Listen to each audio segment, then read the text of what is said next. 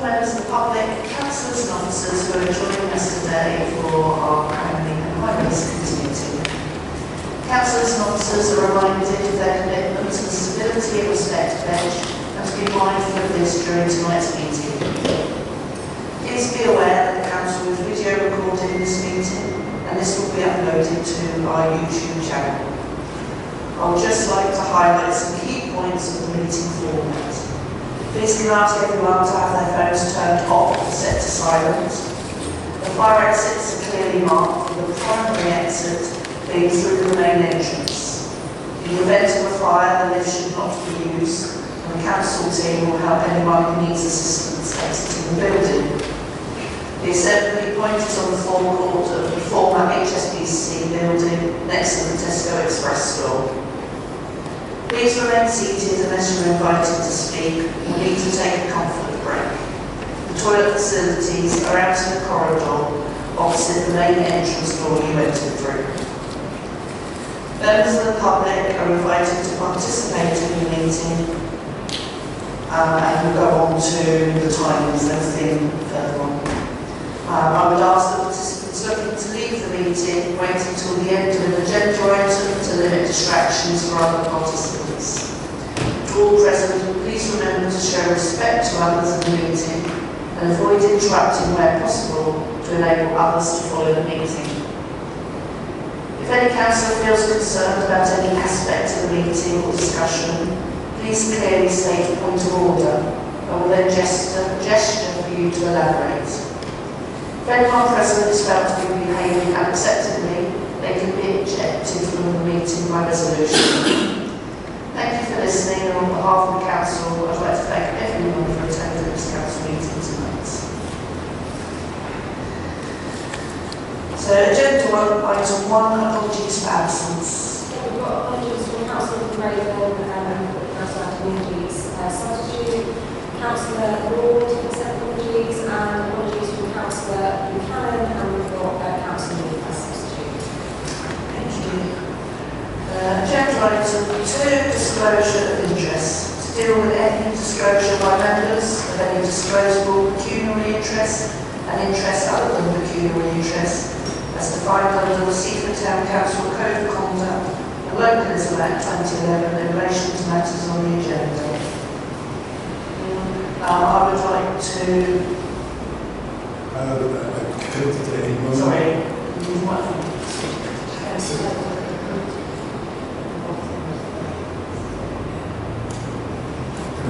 No pecuniary interest as a county council division councillor for two sites. And we're discussing sites today.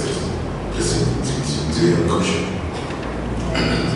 I'd like to declare interest in LW/25/0708 as I'm very good friends with the next door neighbour.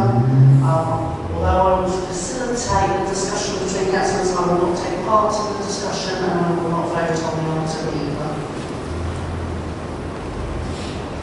Public participation, so if anyone has any comments on anything that's not agenda item 5 that they'd like to say now, please raise your hand. Could I just say, gentleman, sorry I've forgotten your name, could you please speak up a little bit louder? It was very difficult to understand. Thank you. So when we come to agenda item 5, if councillors are happy, we will then suspend standing orders in order for members of the public to discuss that item and discuss it all with them at that time. You're happy with that? So, agenda item 4, planning applications. Planning applications received in week commencing Monday the 1st of December. We have LW/25/0651, 12 Clementine Avenue, erection of a self-built detached single dwelling. Do any members of the public wish to comment on this application? I have none to the committee.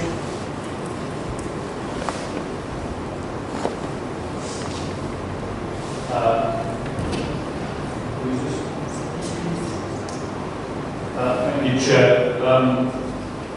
When I looked at this first, I thought it looked very okay, and I went along this afternoon and looked at it, and I wasn't very sure about it. If you look at the little bit of the access road, which is part of Princess Drive, you go down there, and then there is a 7-foot wall, which is a retaining wall of the garden of, I believe, 12 Pemberton Avenue. So you don't kind of appreciate that when you're looking at it just on what is being presented to us. So it's changed my perspective of development. It also means that the actual property, the garden is really truncated and reduced hugely for 12 Pemberton Avenue. So just to say, I wasn't very happy. I understand what's happening is that they're going to put the garage on the street level. The whole of the house is going to be up at 8 foot high in the garden on 12 Pemberton Avenue. So it seems to me it's a huge development in many ways, because you've got to dig out a vast amount of earth, put the garage in at ground level, and you've got this upper area. So I've got reservations about it. I'll see what other people think, but those are my reservations, Chair. Thank you. Any other comments? Councillor Hannigan? Thank you. I was concerned about this as well. I looked on the street view rather than go there, so it was quite handy just to sit there. And I hadn't sort of been to that area before, and I've seen the property before. I am concerned, and also there's quite a few comments. There's a couple of comments in there about people not very happy with it happening because of the various reasons. So I'm very unsure which way to go on this one at the moment. So yeah, it'd be good to hear other people's comments as well.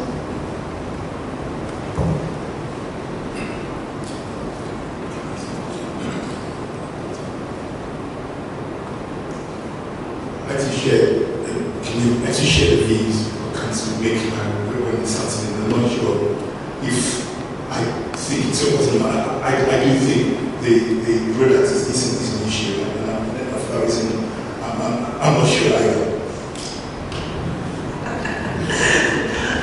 Thank you. Obviously we had to come before us last year, but it was a larger property and it was very overbearing on the neighbouring properties on Princess Drive. It's actually better than what we had previously, which we did object to as a committee. The highway now is more in keeping with the bungalows in Princess Drive at their more their height. So I'm struggling to find, I know the neighbours aren't happy with it because where it's positioned they've had this open area and they're thinking this is going to dominate it. To agree that suddenly we're going to close down rear garden, which has got quite a large expanse of garden at the moment. But I'm struggling to find things to object to that really on this.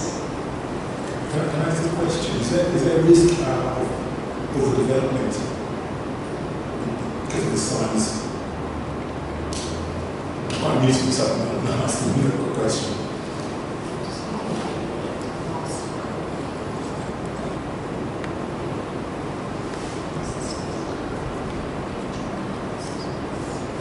So the last time we objected, we considered there was insufficient space in the rear garden of 12 Clementine Avenue to accommodate the proposed dwelling without having a serious adverse impact on the character and appearance of the area, and in particular the amenities of number 51 Princess Drive, as well as the host property.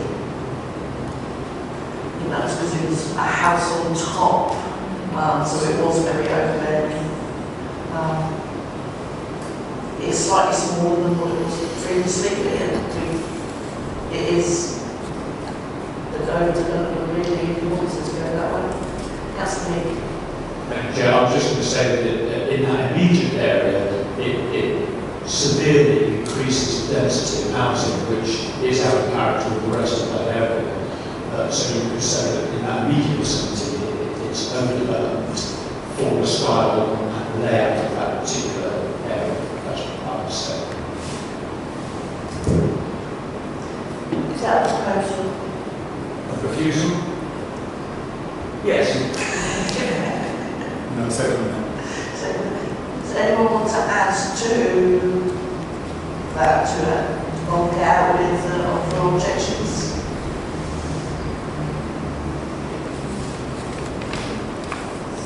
Further comments were that it's out of character with the area as well as overdevelopment. And it will be quite overpowering where it is.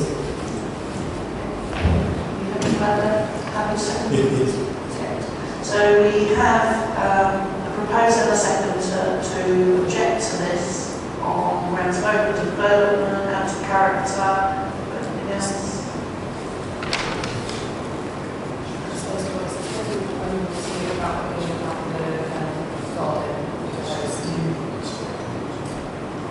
So, can I have a show of hands to object to this?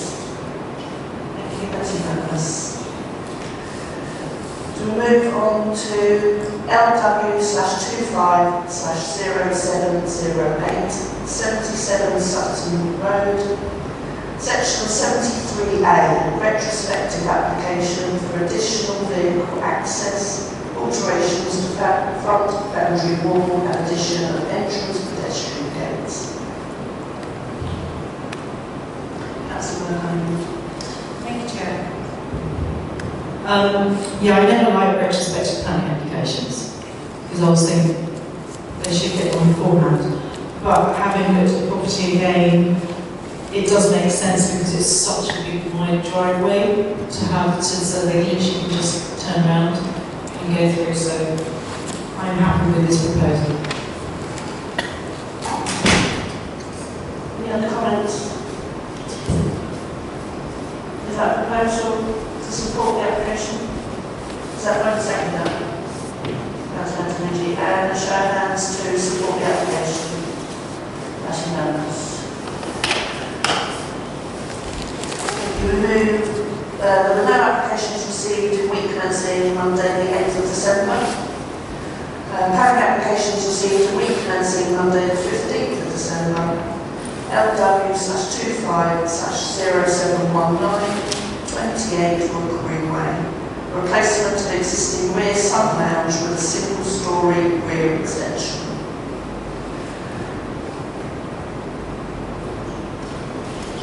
Who would like to open on this? Councillor Mead.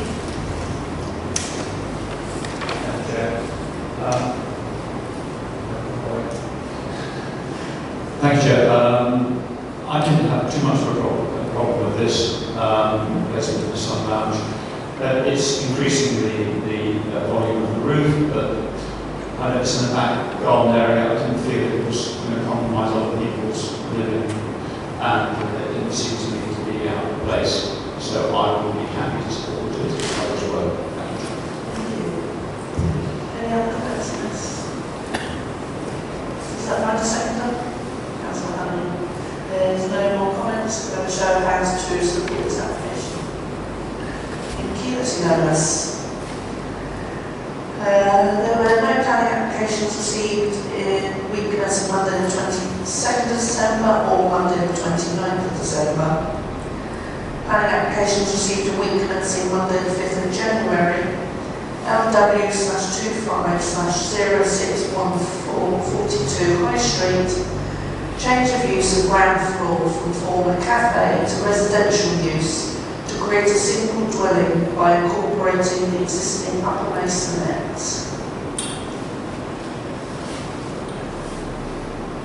Who would like to start on this? Councillor Richard Honeyman.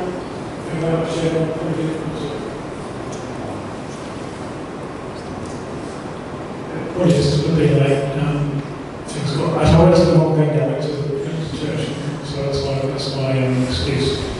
Anyway, obviously sad to lose commercial property in the town, but on the other hand, there are a lot of capital alternatives anyway, so I'd be happy to support this particular situation. Thank you.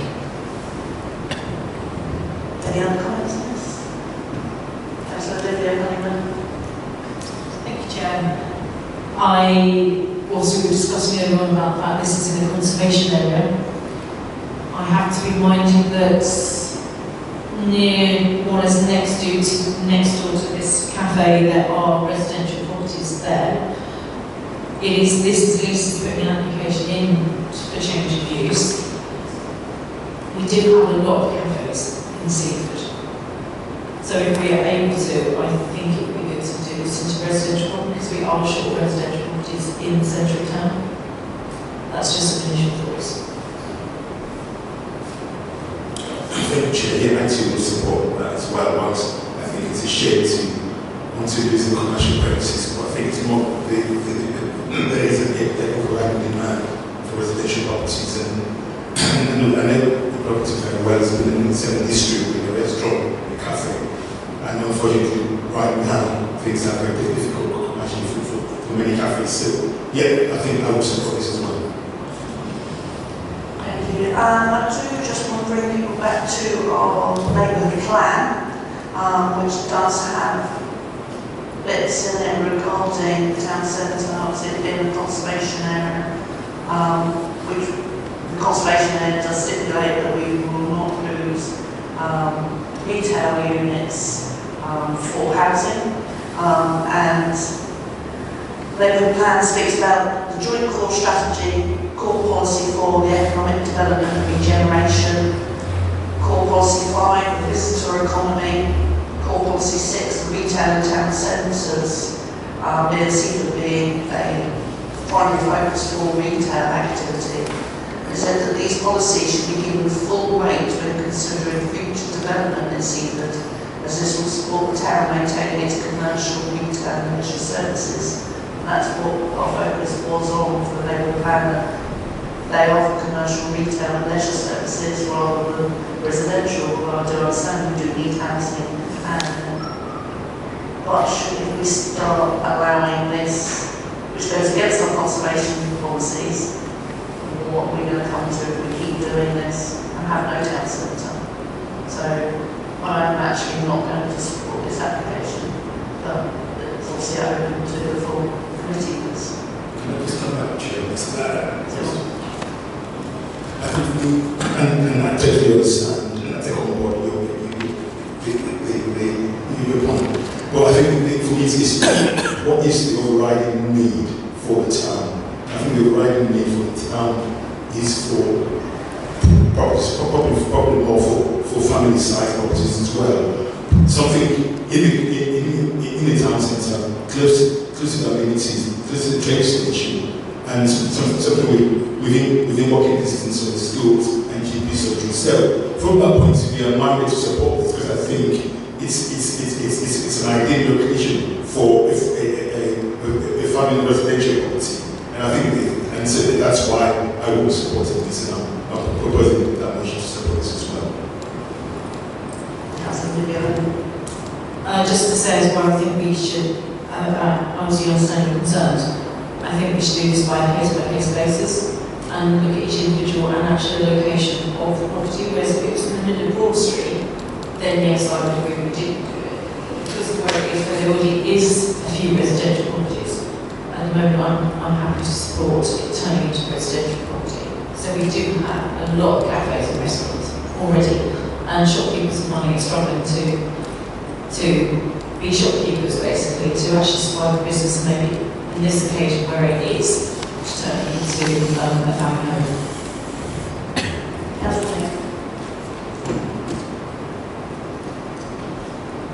Chair, I just want to comment that there's already a maisonette there, so there's already residential on the first and second floor. What they want to do is just take the ground floor, incorporate it into a whole residential dwelling. I absolutely understand your position, Chair. However, it's worth pointing out that there are lots of vacant areas for residential in Broad Street above shops which aren't being used. So we've got a corollary there that we've got space to house people if it's allowed to turn them to flats for the course of law. The businesses there don't want to have residential above their shops. But if we disallow this, you're going to have a maisonette and a commercial property on the ground floor that may never be used. So you're going to run waste of property space on the ground floor. You're going to prohibit people from moving into, and it may never be taken up as commercial because, as we said, it's maybe not fit for purpose because we've already got lots of those kind of spaces available, which aren't used. So I can take your point, Chair, but I would still vote for this proposal.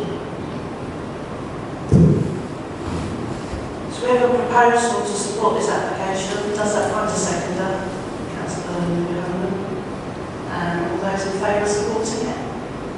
Thank you. And I'm just going to get this carried to support the application.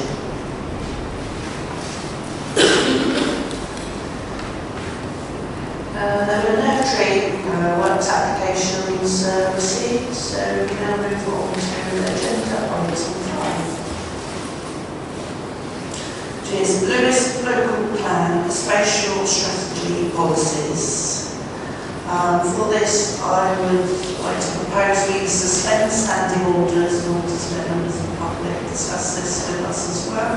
So is that right to seconder? Councillor Hanlon and all those in favour? Thank you. Would you want to add a comment to your report before? Okay. So what I'll do is I will open this up to members of the public. We won't time you for 4 minutes, but please don't call for 10 minutes and 15 minutes because we do all have ways to go to this evening, which is the view of you, and we would like to discuss this a little bit as well.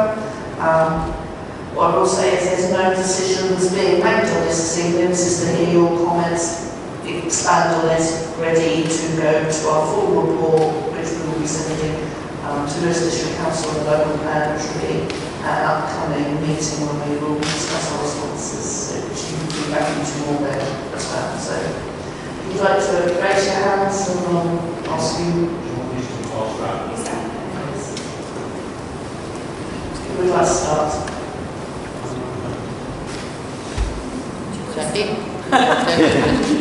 Oh, Jackie. I was going to wait at the end. I'm not sure what everybody else is raising now. There's quite a few things that are of concern. I think one of the main ones, which I know Bill wants to speak about, and possibly Becky, is local green spaces. So I'll leave that one, but that is obviously a major concern. There's 3 policies that I'm concerned about. One of them is density again. I raised that last time. We still have a density of 50 dwellings as a minimum required in Seaford, excluding a small number of sites which have been named in the local plan.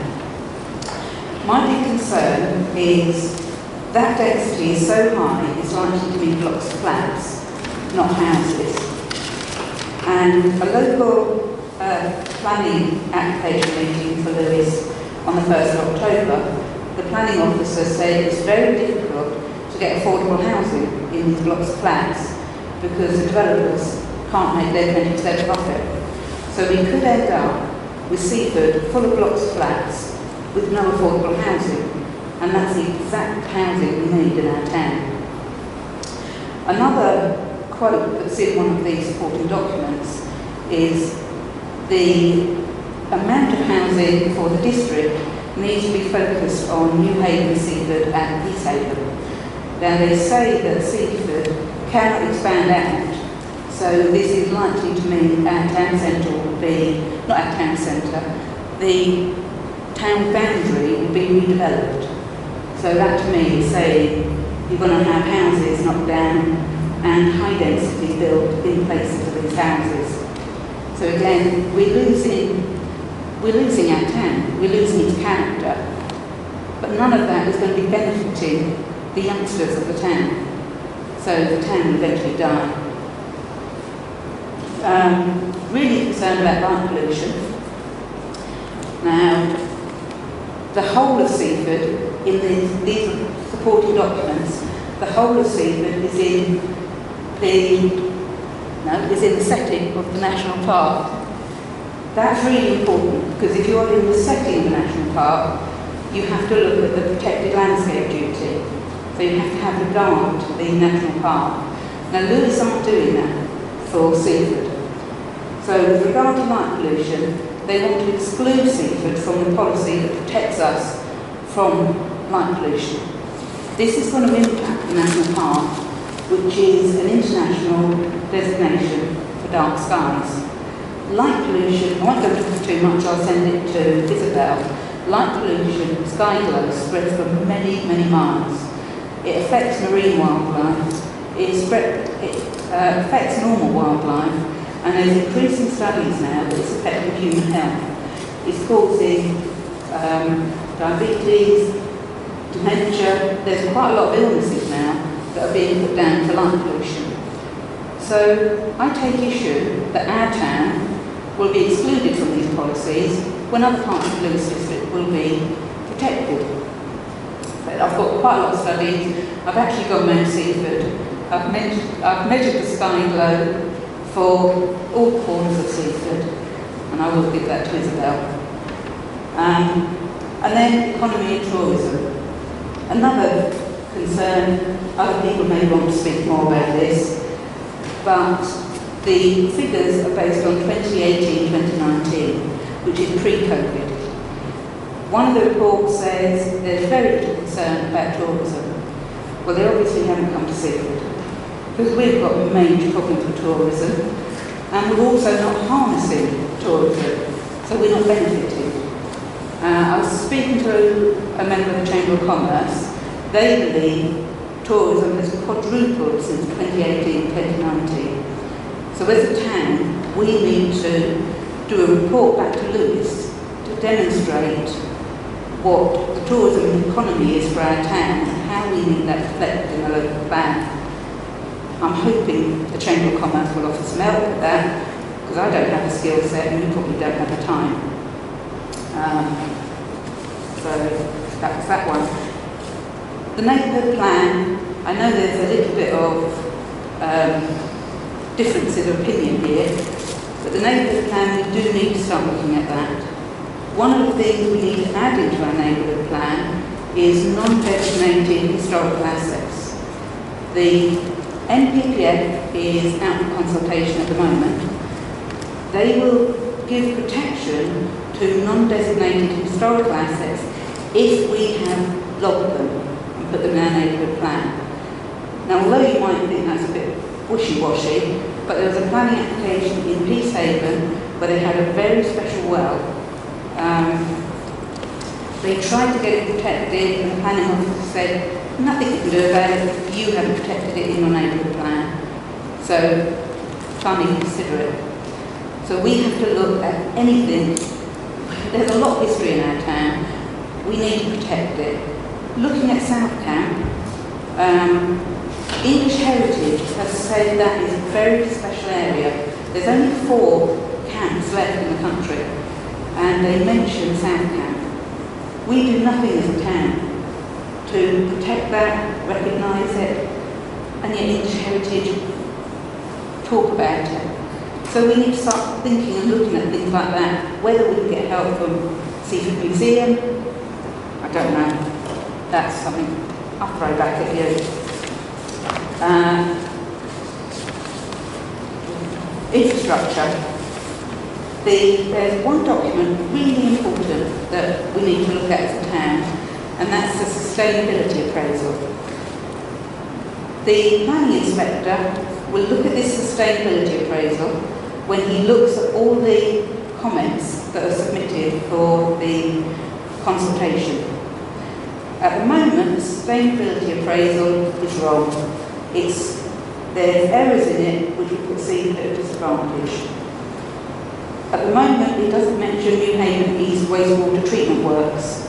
It does for other areas where, strangely enough, Lewis aren't intending on building, so it tells us which ones are at risk there. New Haven East wastewater treatment works, in their supporting documentation, states it is at or beyond permitted flow capacity, and much of the development in Seaford will take place before any improvements occur to that facility. They are hoping that the facility will be improved before the end of the ban period, which is 2042, but there's no funding in place, and I think they're hoping to get funding from the government. Good luck there. primary care network. The project to get health facilities is a critical project with high risk of failure. So that doesn't bode well. Children's play areas and accessible natural green spaces, we have got a deficit, quite a high deficit per 1,000 people. Again, it's all in the evidence. A259 for capacity. Just wanted to quickly say, before I let other people speak, sorry, your fault, give me the mic. We need help from outside agencies. Does anybody have any contacts that can help? So I know Isabel really kindly has reached out to National Park, whether she'll get anywhere, but thank you so much. We need Natural England, we need National Trust, we need Wildlife Trust, Friends of Southdown, CPRE. We need all their help because the whole of Seaford is bordered by the National Park. We're not talking about one field we want to protect. We're talking about the whole of Seaford, rural Bishopstone. There's so much we really need help with. And that's it. I've got to hand over to someone else. Thank you, Jackie. Thank you, Jackie. Right, sorry.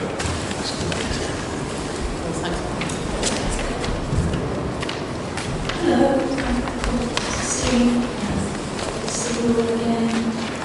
I'd like to ask if it's possible for Jackie's comprehensive, detailed and thorough list of items we should be looking at to appear somewhere, either on the council website or on the council Facebook page, calling for volunteers to come and help to do these jobs. It was mentioned by Sylvia at a meeting we had with her on Tuesday that she would try and organise something like that. I don't know if the council members feel that would be appropriate.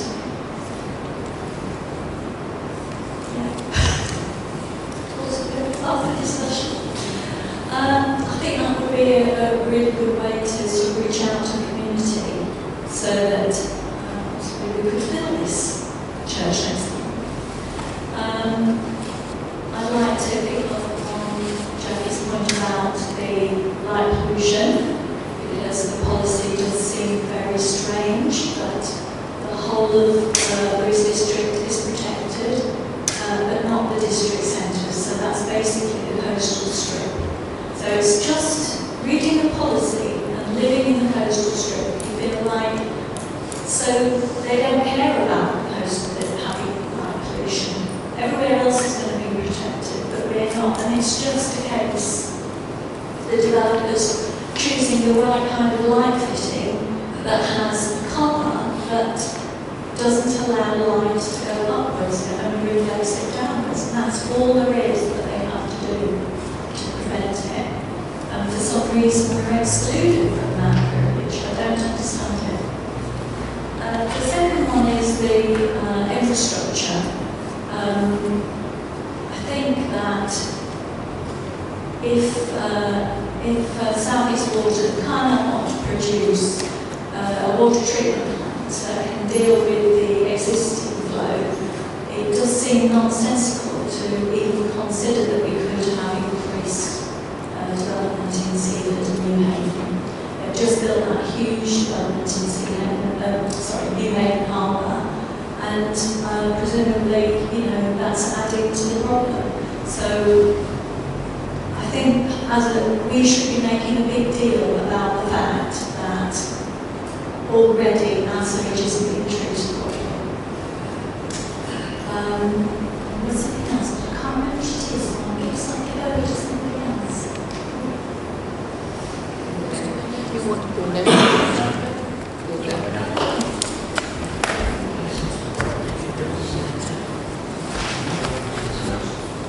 Can you hear me without this?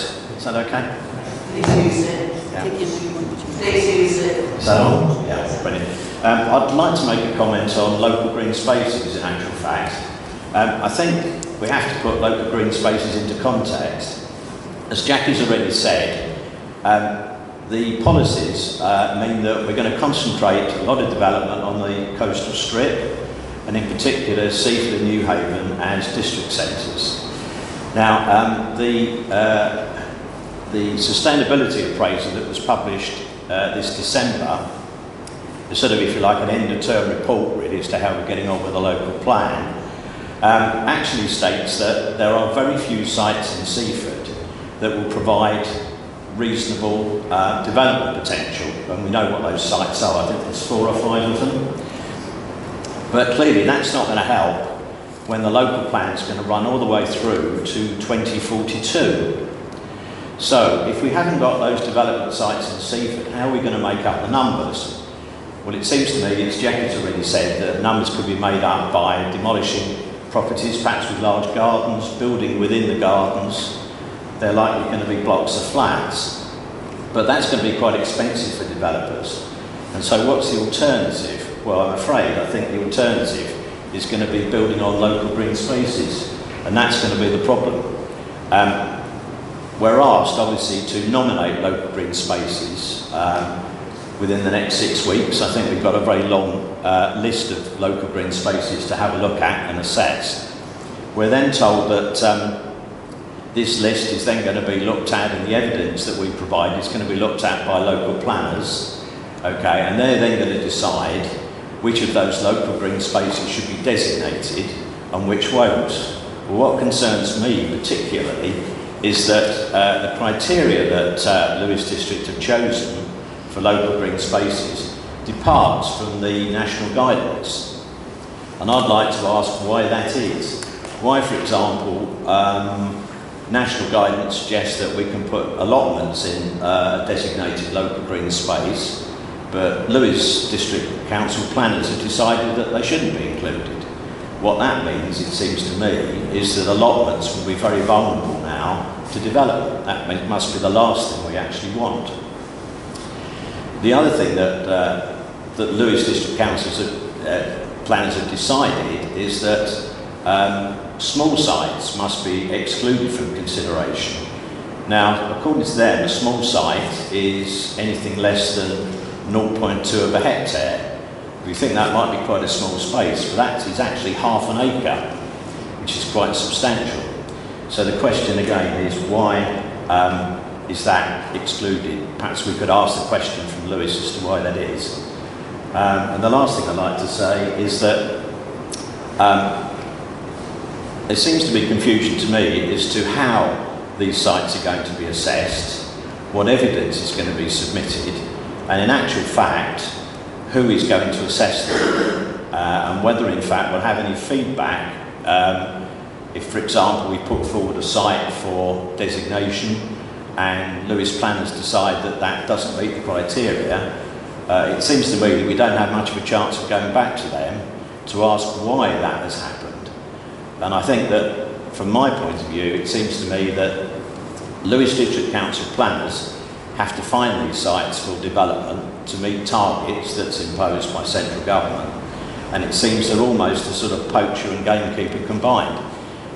It might well be that obviously they're going to reject a number of our submissions for local designation in order basically to make those sites available for development. I think there's this pressure on development that we will see right the way through to 2042, and I think that therefore our local green spaces are going to be very vulnerable. And I think we should be asking questions of Lewes District Council planners, and I think we should be asking questions about criteria and how they actually assess these local green spaces. It's going to be very important. Okay, thanks for that. Thank you. As I pass the mic over, I'll just say 0.2 hectares, 10 dwellings. Thank you, Jan. Is this on? Yes. Hi, I'm Becky Franco, and I really just want to endorse what Bill said about the local green spaces methodology. I think it's very concerning that it talks about excluding not only allotments but golf courses and also the school and educational playing fields. We know in Seaford that we have lost most of our playing fields, and we still have some playing fields. But the policy methodology says that these playing fields are considered unlikely to meet the definition of an LGS because they have limited recreational value, and since they are not publicly accessible. Well, we know that Seaford Head, for example, is regularly used at weekends for football training, football fixtures.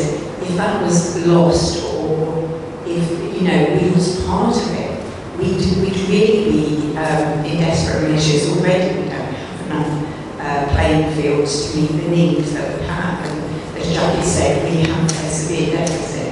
We have a growing population. We have over 400 young people who regularly play football, and we know we can't find a space for our promised new football ground. So I'm really concerned about excluding playing fields. And I'm concerned about golf courses as well. Those golf courses, they are publicly accessible because we have rights of way across them. And even the spaces that aren't publicly accessible, take for example Chington playing fields, has some wonderful trees on it. So those trees and the open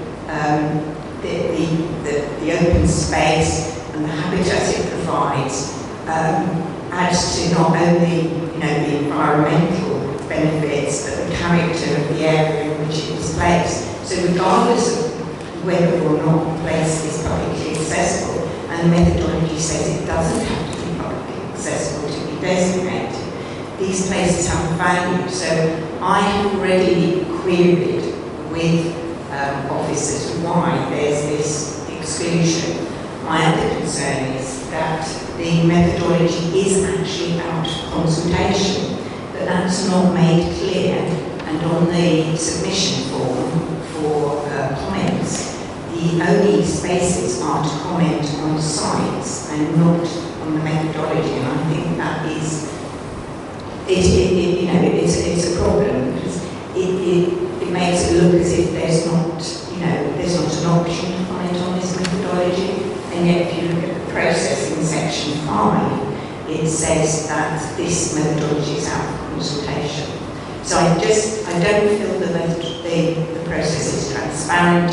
I agree it's not clear about how the site's going to be assessed, whether the rationale is going to be published and so on. So I think it needs a lot to be desired.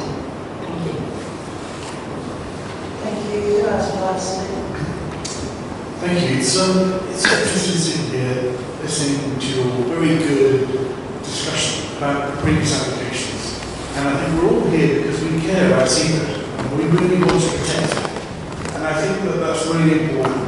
I think we perceive there are lots of ugly buildings in Seaford that previous planning discussions were wrong and let through. So it's really important that now we take responsibility and really do the right thing for Seaford. And I think as other people have said, clearly part of the planning process is to say, is it fit for purpose? And you kind of say, well, these significant planning things we've got, looking at Seaford, well, it's not fit for purpose, so we can't manage the sewage. One of the key assets of Seaford is the beach. If the beach is coming in, then it's no good, is it? Nobody's going to come here and it's going to get water around. So we really need to protect Seaford. The health centre, can anybody get a doctor's appointment? The 825 is clogged up. There's so many things that need to be addressed before we can allow extra housing. So I think, what can we do? I think it's very clear, you're all passionate. The discussions you had about the previous applications, very good. We're very interested in each and every application.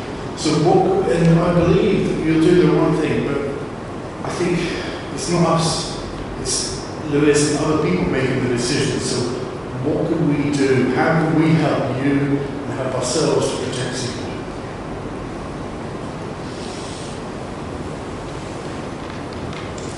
I just want to talk about the views that are happening around Seaford, because I believe that the consultants who prepared the original documents obviously just were doing it from a desktop study. I don't think they sort of visited Seaford really, they perhaps drove through it. there's so many views and aspects of Seaford which they haven't picked up in the documents, and the land use is also very accurate, as we pointed out on the previous occasions. They've not got where the woods are, they haven't got where arable ground is, and there's all sorts of errors in all their documentation. I'm concerned about the viewpoint, particularly there's one viewpoint which is from, as you walk up from Westley on the South Downs Way, you walk up the sort of 117 steps there through Friston Forest, and you come to this sort of wow, iconic strategic view which over the whole of the Kootenay Valley. And that is a real wow factor. In fact, the South Downs National Park have actually put a viewing platform there where you can take selfies on from your mobile phones. And if you take a picture from there, right in the centre of that picture is Chinkson Field. And if there's any housing built on that, that will be very obvious on the skyline, and all the solar panels that are on the roof will be visible, and everything will be seen. And that'll impact severely on that iconic view, and that hasn't been picked up by anyone. So there's lots of other views walking around Seaford that haven't been picked up on as well. All the views across Seaford Bay aren't mentioned at all. And there's hardly any notice about the whole iconic view of the Seven Sisters Cliff. They just don't seem to realise it exists. So I think Seaford Council must make sure that these views are taken account of, because I'm sure the South Downs National Park will be horrified if they realise this area, the skyline will be affected. The other thing I'd like to quickly mention is, and it's a completely different subject, is on the allocation of sites. I've never quite understood why the car parks in Seaford, which are pretty bad, the most ugliest car parks around, the airspace above them isn't considered as an allocated possible site. You know, as an architect looking around, I see all these sites are very developable in some cases, and nothing seems to be put forward for these sites. And there's also a lot of single-storey shop parades and things like that in Seaford, which, with a bit of moving around, you can actually get sort of around by the station and around by some other places. They're single-storey. There should be 3 or 4 storey in those locations. That's the centre of town. There needs to be a sort of master plan for Seaford, looking at the urban planning of Seaford. Thank you. Evening. I'd like to just say a little bit on tourism. Firstly, all the comments that you put in as a town council doesn't seem to have made any difference. There's no amended policies, there's no new policy about tourism. However, we're now part of the local visitor economy partnership, which generates £5 billion in revenue across Sussex. However, in the next 10 years, they hope that this will increase by another 50% to £7.5 billion. Now, if we, as an area, are bringing in that level of tourism, how can it not be central to the planning of the local plan? When you look at the paperwork for the local plan, it goes back to 2018, so the tourism data is from 2018. It's pre-COVID, and it mainly talks about Lewis. There's no plan for our town centre, there's no help here as to how we're going to harness the tourists that we've got coming through. There's been one paper done recently, and it's by Lewis District Council, and it seems to be just on Lewis. And it talks about the fact that Lewis District brings in £179 million a year in revenue. It talks about the Grace and Perry exhibition, having people coming from buses that are 30 to 45 minutes away. It talks about a few nationalities that are coming over. It's totally missing what's happening in Seaford, where we're having very large groups of Asian visitors that book their holidays abroad and travel here as part of their holidays. So there is no policy, there's no help, there's nothing for Seaford in this local plan whatsoever, and we're massively missing out.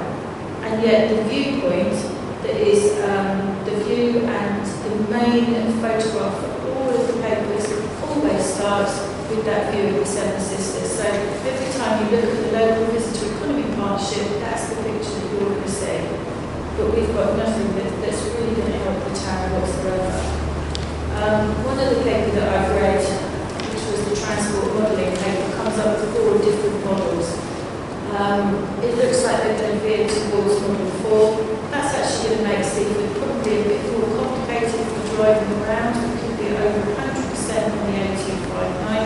You've got the emergency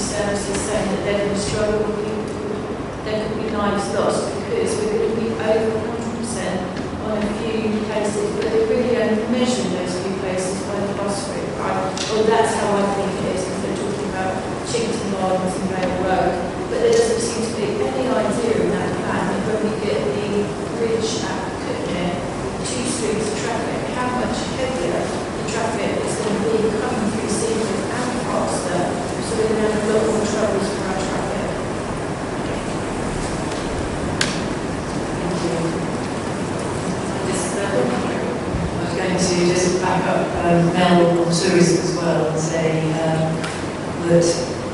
the tourism of the town has increased exponentially over the last 3 or 4 years, and for any of us that live in that southeast corner, the evidence is there every day. Double-decker coaches, minibuses. Just yesterday I was up there was a coach, a large minibus and 2 further minibuses coming up the hill at 11 o'clock on a rainy January morning, and that's set to happen. Obviously we're from quite far away.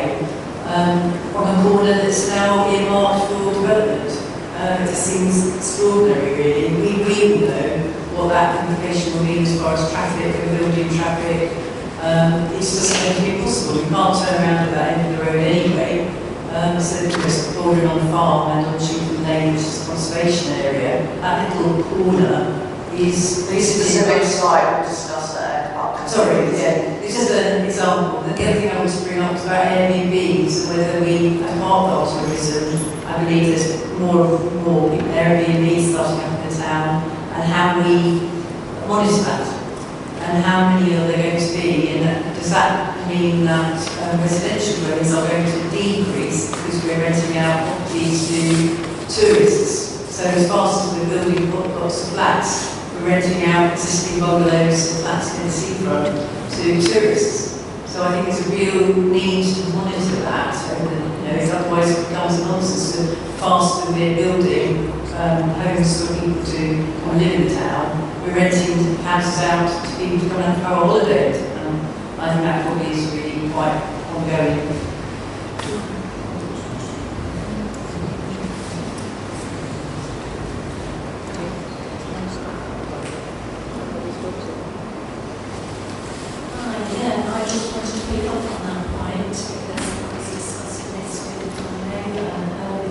Excuse me, could you raise your voice? Sorry, yes, of course. Thank Sorry. you. Thank you very much. Yeah, I just wanted to pick up on that point because I think that Seaford is poised at, we've already got tourism. I know we've got tourism because I used to try and hand out flyers for Seaford Cinema on the seafront. And I'm talking about 10 years ago. And I designated my Sunday mornings for that activity, and I very quickly learned I had to say, "Are you local?" as my opening gambit, because 9 out of the 10 people that I spoke to, or stopped, or looked as though they were approachable, would say, "No, we're just visiting." So we're on the cusp of Seaford really having a boom, and if it's uncontrolled, we'll end up like Barcelona. Well, not quite, I'm joking, but we could protect the wildlife, the natural environment, keep the character of the town, or we could just let this local plan run us over and leave us open for, planning disaster, really. So that's it, basically. Thank you. Is there anybody else wants to? Sorry, excuse me.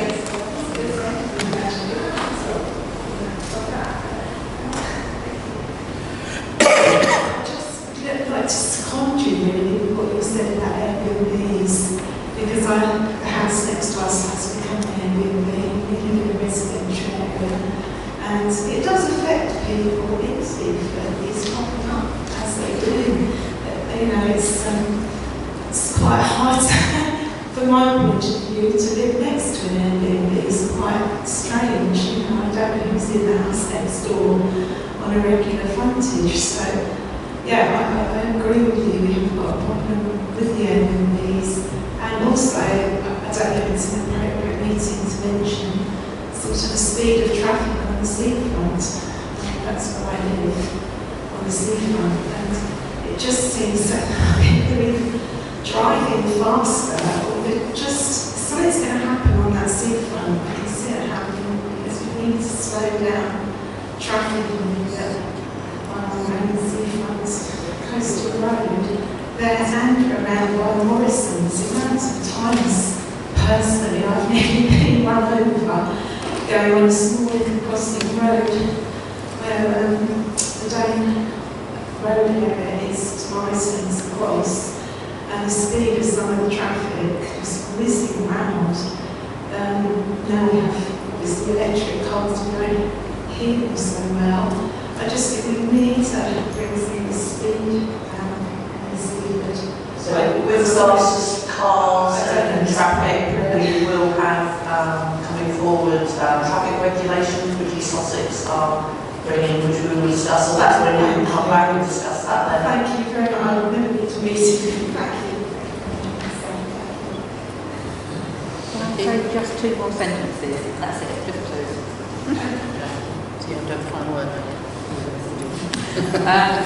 One thing I just wanted to mention, we've got very few people here. I believe, I'm sorry to say this, but that's down to yourselves.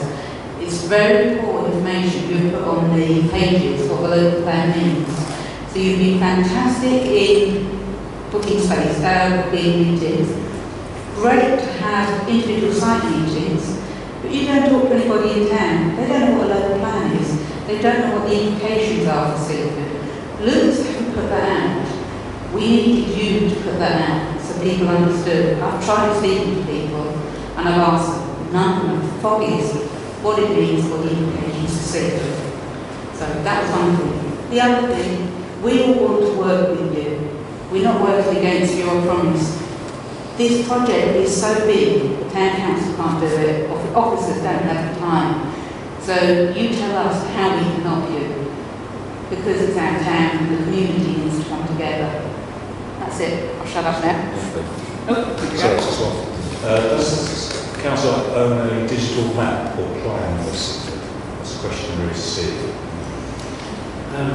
Not in a way that we could present it out at the moment, but we are investing in new software so that we can have that in the future.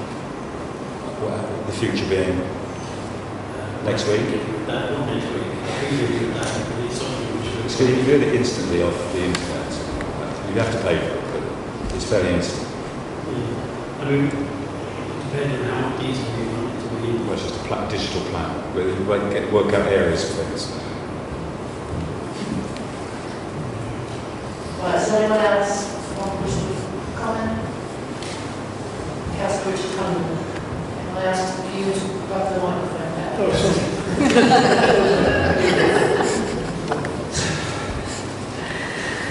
Thank you. Well, I'm going to bring back the standing orders and just open this up to the committee for their comments on this.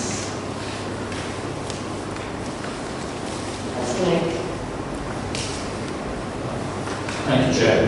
Just coming on to something that I was only aware of, obviously, partly through Jackie pointing this out.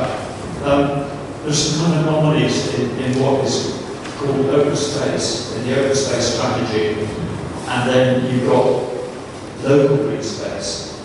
And if you compare what's listed, it's very confusing. Because, for instance, just to take one example, in the open space strategy, it says Blatchington Pond is 1.55 hectares. Then you look in the local green space, it says Blatchington Pond 0.42 hectares.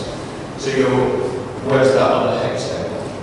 And these kind of anomalies, we just need to understand where that data is coming from and what it means. If it is that only part of Blatchington, if it only is that Blatchington Pond itself, the actual bit that's water, is a local green space, you might understand, okay, yeah, but it's surrounded by green space, which apparently is an open space. So we just need to establish what we're working with. This is probably part of methodology in some way that you understand what you're dealing with and how to account for it. So just that comment, I think we can establish that with the Lewis District, what we mean by each part of it.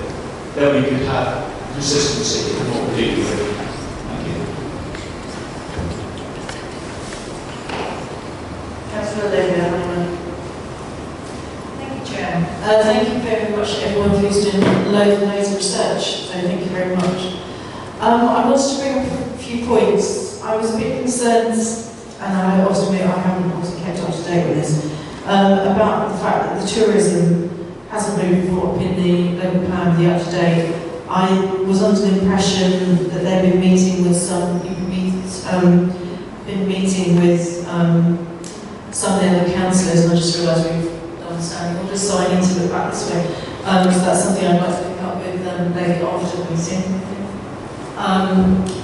I am concerned about that. Obviously, there's been lots of points being raised here, and I do like the idea that we're trying to get as many members of the public all together, and that's going to be a good thing about having all these different separate meetings.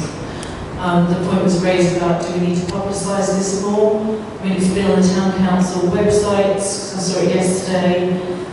Where else can we publicise this? It's been in, presumably we put it in the CQC. So if I realise that's now going to be too late for the print. Where else can we put posters up? But then I know we've discussed this before, that this is a district council plan. So how much do the town council promote, or should it be the district council promoting?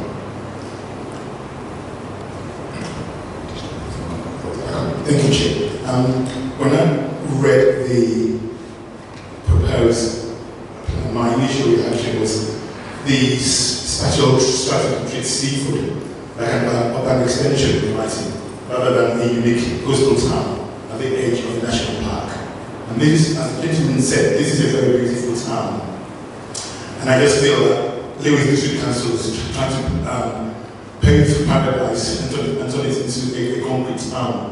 The first point for me as well is the 50 dph.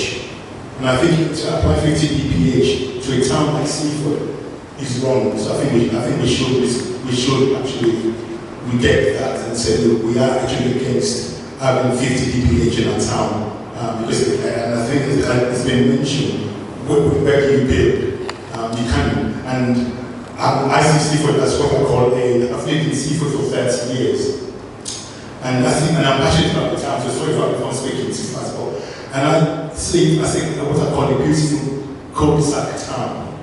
And you can't just come in and just start building. So I think we need to, first of all, the 50 dph should be challenged. Something else that also worried me was the rejection of the Seaford green gaps, the SB6. And I think in our appendix 3, the green space between New Haven and Peacehaven is being protected as what's called a strategic green space. Whereas the green space between New Haven and Seaford, between Bishopsfield and Seaford, has been rejected. And the argument is because it's on the edge of the Seaford National Park. But I think we should insist on having that as well, identified as what is called a strategic green space. So I think that's one point. I'm also concerned about the infrastructure. So I'm just reading my letter. I don't want to repeat what has been said, but I do think that there is an infrastructure gap. And I think, again, we do need to look at how we can maybe say we do want to see infrastructure gap tied in with the development plan. So it's not one, so you can't just have a development plan and have infrastructure at a later date. So I think that the infrastructure gap needs to be highlighted. I've got the policy, I've got the policy number. But sometimes the infrastructure delivery, again, needs to be it's also another concern of mine. So I'm just I don't want to repeat what has been said, to spare this.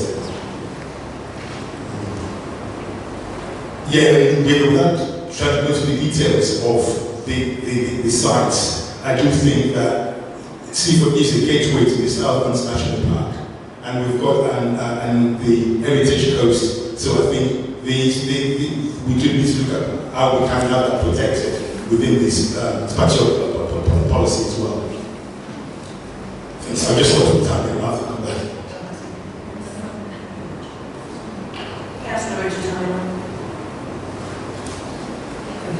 Can you hear me? Thank you, Chair. Yes, local green space is obviously specific legislation for the locals and that to levels, as you know. It was obviously had a deal on the local plan back in the late 80s. I'm not sure how much the local plan can look at that particular situation on their own their own view on it when it originally came out. When they planned a consultation and subsequent publication. It's interesting and published at the same time, which makes it confusing because some people might think, well, the updates and they were planned at the same time. That's sort of another debate. So I can understand Council Nick's confusion there with the space. It can get quite confusing what's good, and so on. Two, the correct again if I'm wrong, is place responsibility. There's always a responsibility between the major councils and the national park, isn't there? Other people looking in on that. So I don't know. I know Teresa has mentioned a lot tonight that the town council well company, in one sense we have our own assets too, which are tourism, but how we basically provide it surely has to be done on a joint basis. Thank you very much.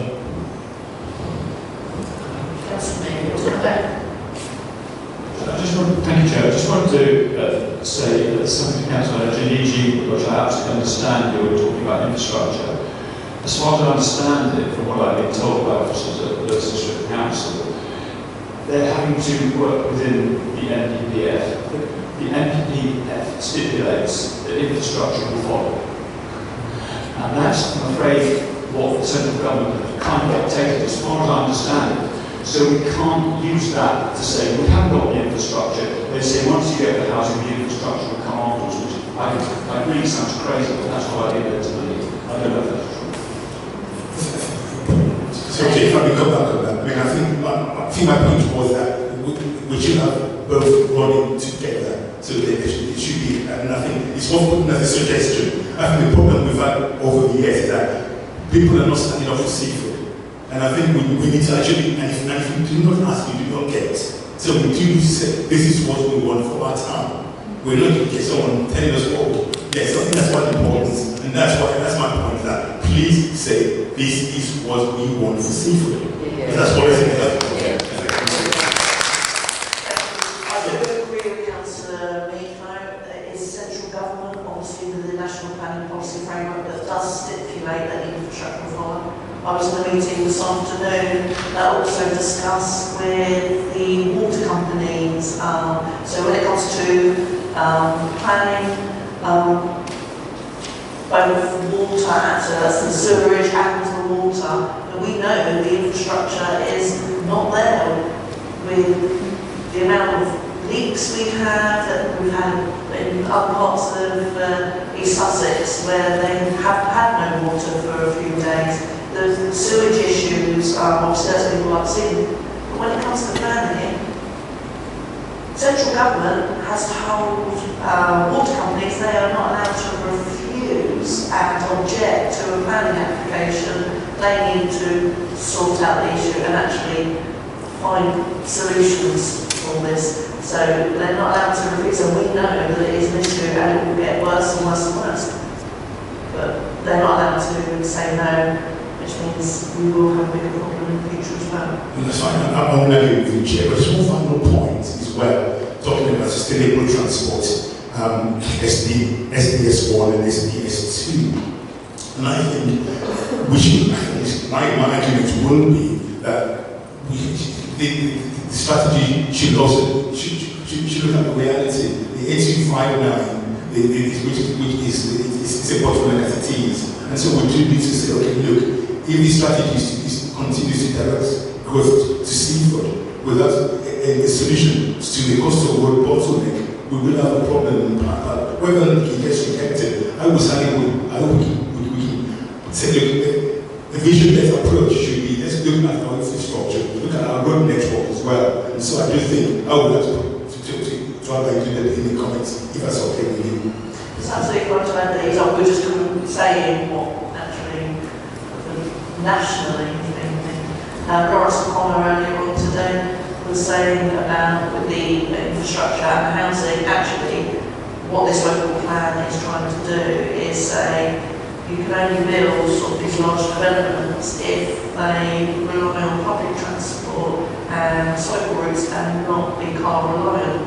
We all know that doesn't happen. But he's promoting this, that all these developments aren't going to be car hungry, that it's going to be public transport, but we know that's not the case. Councillor Olivia, anyone? Thank you, Chair. Obviously, just tourism which means that we do have infrastructure as accordingly enough to what, that's why we're in tier 1 and that also goes down. As somebody who does a round trip most days from going to work about 40 miles, because I can't afford to live where I work, so I do commute. So I am, like Councillor Antonigi, would like to ensure that the roads are included, because not all of us can work and live where we are. And not all of us can rely on public transport if you work in the countryside. So I do think that's comments we need to make sure that are put in there, that we need to look at the road network. And as a classic example, next week, Alfriston's going to have limited access, and once or twice, worst case scenario, we've had it where there's been an accident at Newhaven, and Newhaven is blocked. We really, the road structure here, considering how much building there is, it's very limited. If there's any problems, I remember the worst time was when it was blocked at Newhaven, suddenly an accident. I need to head towards Brighton direction, going through Alfriston, it took nearly 2 hours to get to work, because the road layout really needs to be included as well in this.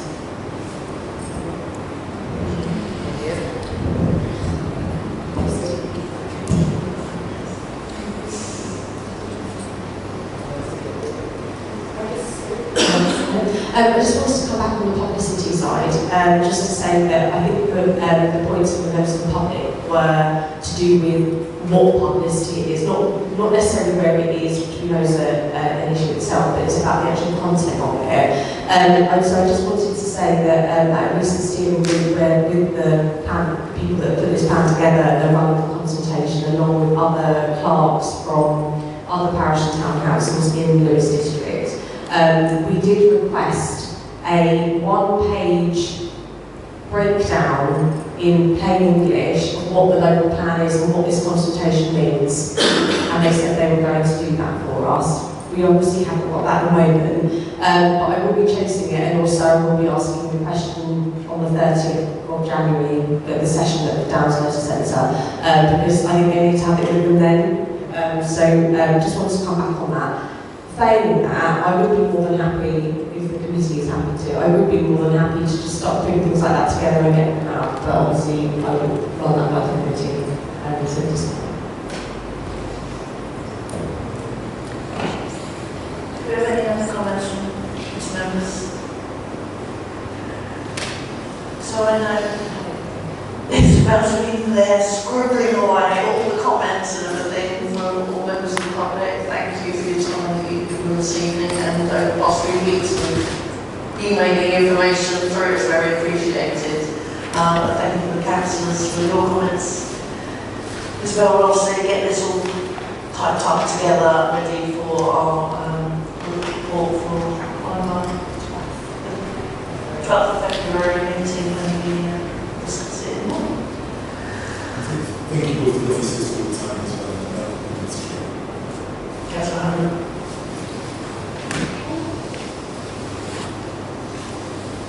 This is just putting it all clear to remember that we are the smallest committee, even though there could potentially be 10 people on this committee. So if anyone else possibly still would like to join the committee, that would be really helpful, especially when we have the local plan and these meetings. It would be really nice if more councillors came forward to come on the planning and highways committee. So I just thought I'd throw that in there. Thank you, Councillor Halliwell.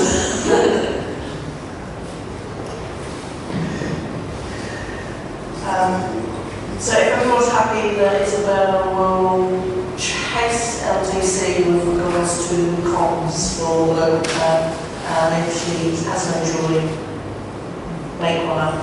So for us. Okay, thank you.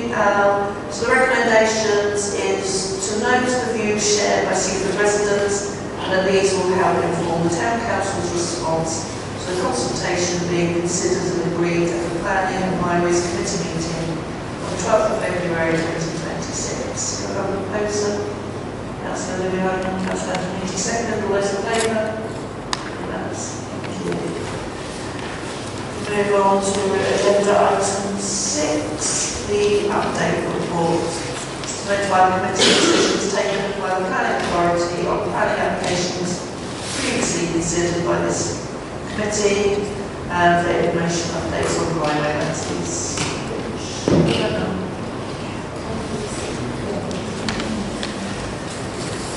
If anyone has no comments on this, then the recommendation is to note the report of decisions on planning applications and updates on highway matters. Is that all noted?